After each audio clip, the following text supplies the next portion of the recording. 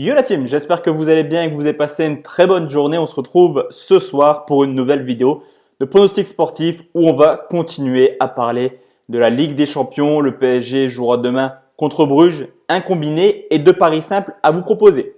Juste avant de partir dans les pronostics, forcément, on va faire le bilan de ce qu'on vous a proposé hier. Alors, il n'y avait pas de vidéo sur YouTube, la carte des paris sportifs ne me plaisait pas. Sur Cashback, on a quand même trouvé deux pronostics NBA qui passent et ça fait du bien après vraiment ce week-end désastreux pour ceux et celles qui veulent s'inscrire chez Cashback et avoir les meilleurs pronostics, les meilleures analyses plutôt avec Julien Bien, moi-même et l'équipe de pronostiqueurs. Le lien est juste en dessous dans la description. 30% de réduction sur votre abonnement avec le code promo DPF30. En parlant de Cashback, petit aparté, n'hésitez pas à rejoindre l'Instagram de Cashback Paris Sportif. Je vous le mets en capture d'écran. Il y a un concours pour remporter 2 places pour aller voir France-Moldavie. Aucune condition mis à part s'abonner à Cashback, c'est-à-dire au compte Instagram. Donc c'est gratuit. À identifier 4 amis à vous qui sont également pronostiqueurs comme vous et à liker le post. Il y aura un petit tirage au sort pour peut-être aller voir les Français valider leur ticket pour l'Euro 2020 face à la Moldavie au Stade de France. 2 places à gagner.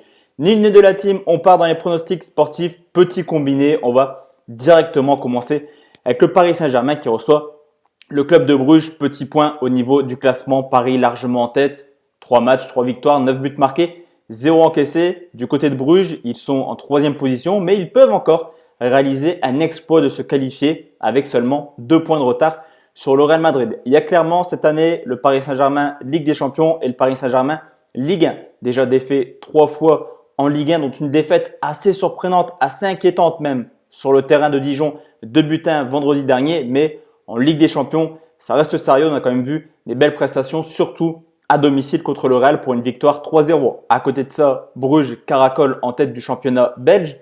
10 victoires, 3 nuls, ils sont largement premiers. Et une seule défaite cette année, c'était justement contre les Parisiens sur le score assez incroyable de 5-0 pour le PSG. À domicile, Paris est assez impressionnant déjà cette année. 7 matchs, 6 victoires, une seule défaite contre Reims. Et c'est justement cette défaite contre Reims le seul match où Paris a encaissé ne serait-ce qu'un but. 6 clean sheets en 7 réceptions avec toujours ce talent offensif forcément. Mbappé, Cavani, Icardi, Di Maria, ça marque à tous les matchs. 19 buts marqués, quasiment 3 buts par match marqués à domicile. À l'extérieur, Bruges n'est pas sans reste. C'est une équipe qui n'a toujours pas perdu le moindre match. 8 victoires, 2 nuls. Mais quand l'adversaire est un petit peu plus fort, quand l'adversaire a un peu plus d'expérience comme au Real ou à Kiev, Bruges encaisse du but. Donc attention quand même à la défense de Bruges. Historiquement d'ailleurs sur les 10 derniers matchs du Paris Saint-Germain en Ligue des Champions en phase de groupe et seulement en phase de groupe, 9 fois sur 10, il y a eu au moins 3 buts. C'est généralement des matchs avec énormément de buts. Bruges ne mettra pas le bus comme quasiment 90% des équipes de Ligue 1 au Parc des Princes. Bruges jouera son jeu et ça nous permettra d'avoir du but dans cette rencontre. Plus de 2,5 buts, c'est coté à 1,30. Je combine cela avec un deuxième match direction l'Allemagne. C'est Leverkusen qui reçoit l'Atlético de Madrid. Leverkusen toujours 0 points dans cette poule alors que l'Atlético Madrid avec la Juve sont tranquillement en tête. 7 points. 3e Moscou avec 3 points et une équipe de Leverkusen vraiment dans le dur cette année en championnat, seulement 10e avec 4 victoires en 10 matchs. Au contraire de l'Atlético, certes, c'est pas la meilleure saison dans le jeu, mais au niveau des points, ils sont présents. 4e de Liga à seulement 1 point du Real et du Barça. Et comme je vous l'ai dit, en tête de cette poule de Ligue des Champions, égalité avec la Juventus, c'est seulement une défaite pour l'Atlético Madrid cette année. À domicile, 8 matchs officiels pour les Leverkusen et seulement 3 victoires, dont 2 contre Paderborn, l'équipe qui est dernière du championnat de Bundesliga, une en championnat, une en coupe, alors que l'Atlético Madrid, sur ses 7 déplacements officiels cette année, c'est justement une seule défaite, c'était à la Real Sociedad sur le score de 2-0. Et on continue à avoir une équipe de Madrid qui a un schéma extrêmement défensif. Ils savent marquer, mais ils encaissent très peu de buts, seulement 4 buts encaissés en 7 déplacements. Clairement, l'Atlético Madrid peut se contenter d'un point demain pour quasiment officialiser sa qualification. Il faudra voir ce qui se passe dans le match entre Moscou et la Juve, mais avec un point, ça pourrait sentir très bon. Et dans les phases de groupe, l'Atlético Madrid à l'extérieur, c'est plutôt sérieux, seulement 2 défaites sur les 10 derniers matchs. Alors certes, c'est incroyable parce que les 2 défaites étaient en Allemagne, à Dortmund et au Bayern, mais il y a une large différence de talent entre ces deux équipes et justement Leverkusen. Je vais tout simplement partir sur Atlético Madrid ou nul côté 1,41 qui nous fait un premier combiné à 1,83. S'ensuit la team maintenant, deux pronostics simples et direction la Russie. On va rester dans cette poule, c'est la Juve qui se déplace à Moscou. Moscou, troisième avec 3 points, une victoire à Leverkusen, alors que la Juve, comme l'Atlético Madrid, est plutôt bien dans cette poule. Déjà 7 points, un nul contre Madrid justement et 2 victoires contre Leverkusen et Moscou. Moscou, plutôt pas mal également en championnat, troisième à seulement 3 points du Zénith. Ils peuvent encore rêver au titre cette année. À côté de ça, la Juve, eux, ne rêvent pas de titre et enchaînent les bonnes performances en Serie A. Encore une fois, leader, 29 points. Certes, l'Inter fait une bonne saison, mais la Juve reste vraiment ancrée à sa première place. Assez inquiétant tout de même les stats de Moscou à domicile.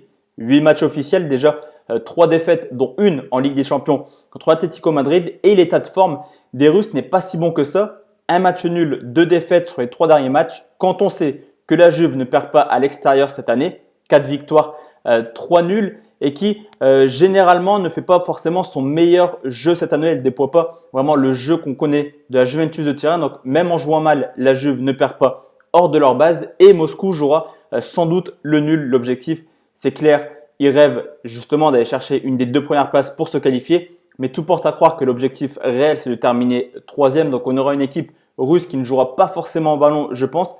Et ça pourrait convenir à la Juventus et à son trio d'attaque assez impressionnant cette année. Dybala, Higuaín, Ronaldo qui sont susceptibles d'être titulaires. D'ailleurs, Moscou à domicile seulement 2 clean sheets sur ces 8 matchs. Donc une équipe de la Juve capable de marquer et qui a elle également dans son expérience de phase de groupe remporté ses 6 de ses 10 derniers matchs à l'extérieur. Donc une équipe qui sait se déplacer, tout simplement partir sur une victoire de la Juventus et ses cotés 1,60.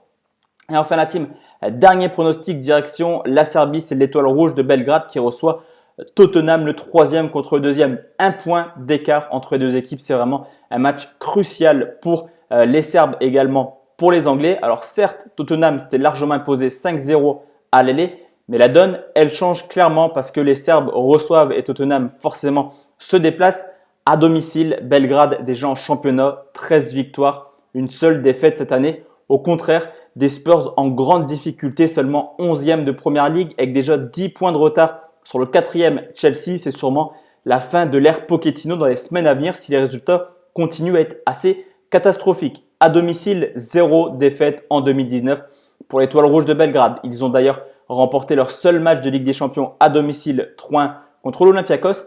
La dernière équipe qui a été capable de s'imposer en Serbie, c'est le Paris Saint-Germain sur le score de 4-1 en phase de groupe. Ou sinon, dans cette poule, Belgrade a réussi l'exploit de battre Liverpool à domicile et de faire match nul contre le Napoli. Clairement, Belgrade, c'est très solide à domicile. Quand on sait également que Tottenham, cette année, 8 déplacements, 0 victoire. Et en Angleterre, que ce soit en championnat ou en coupe, il reste sur 15 matchs sans victoire. Alors certes, Tottenham s'était imposé l'an passé en Ligue des Champions à Dortmund et également à l'Ajax.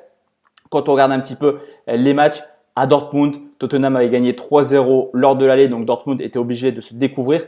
Et à l'Ajax, tout le monde se souvient de ce triplé de Lucas Moura dans un match assez épique. Sinon, Tottenham à l'extérieur, c'est très moyen. On connaît l'ambiance en Serbie et il y a 2 critères importants pour Tottenham. Tout d'abord, les absents, Harry Kane, Vertonghen et également Hugo Lloris. Donc vraiment le gardien, le défenseur, l'attaquant, vraiment la colonne vertébrale de l'équipe. Et Son également, qui est un petit peu traumatisé après la blessure d'André Gomes. On l'a vu un petit peu quitter le terrain en pleurs. Est-ce que ça va pas jouer un petit peu sur son mental? Il aura peut-être peur d'aller au contact. En tout cas, l'attaquant est le premier défenseur. Je pense que c'est possible et je vais partir sur Belgrade ou nul qui est tout de même coté à 2,10. Si vous voulez prendre moins de risques, Belgrade ne perd pas ou perd un but, c'est coté à 1,44 et ça, c'est plutôt assez sécurisé, je trouve. En tout cas, je partirai sur Belgrade ou nul à 2,10. Comme d'habitude, la team, n'hésitez pas à mettre en commentaire ce que vous pensez également jouer pour ce mercredi. Est-ce qu'il y a des codes qui vous plaisent? Est-ce que vous trouvez que je suis dans le vrai ou dans le faux? En tout cas, de notre côté, on se retrouve demain soir pour une nouvelle vidéo de pronostic sportif. Place à l'Europa League, Rennes et Saint-Étienne dans l'obligation de l'emporter pour essayer d'aller chercher un ticket pour les 16e de finale. Bonne soirée la team, très bon match surtout et bon bet à vous. Ciao, ciao.